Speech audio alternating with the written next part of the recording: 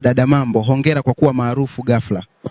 Asante sana, na waomba Watanzania wanisapoti nipate pesa. Hivi ni kweli yule ni wewe? Ndiyo, ni mimi, na najivunia sana kuzaliwa vile, maana wakaka wengi wamekuja kwangu. Kuna mashimo mengi ila lile ni kubwa sana. Hapana, sio kweli. Mimi nilienda hadi Ulaya, yapo mengi sana. Hebu tueleze ilikuwaje hadi hali ikawa vile? Kiukweli mimi sijatulia, yani kwa siku hata 70 mimi nawahudumia chakula. Ukipita mitandaoni kila kona ni wewe, hii kwako unaichukuliaje? Kawaida, mani mimi ni kioo cha jamii, wadada wengine watajifunza. Lile shimo na umri wako vitu viwili tofauti. Ni kweli, mimi na miaka 20 tu, ila nashukuru kwa yote kwangu.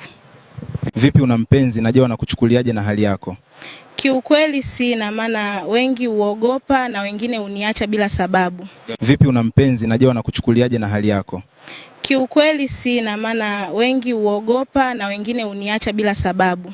Nini hasa kilipelekea wewe kufanya vile? Maisha kaka, nilipo chuo afu sina boom, ikanibidi tu nifanye vile, ila sijui kwa nini yule kaka kafanya vile. Boy say, vipi kuhusu wazazi wako kwa hiki kinachoendelea, wanasemaje? Girl reply, mama analia tu, baba naye hataki hata kuniona, na chuo nimefukuzwa. Ukipewa dakika moja, nani utamuomba msamaha? Kwanza Mungu anisamee sana, pia Watanzania waache kunicheka. Tunaomba kujua wewe binafsi unaipenda hali yako? Girl, naipenda, maana nimeitafuta mwenyewe, ila kuna muda inaumiza. Nakuelewa sana. Dada, unawashauri nini wadada wenzako? Na washauri wajitunze na waache kunicheka mimi. Leo mwangu, kesho kwao. Una lipi la kuambia Watanzania?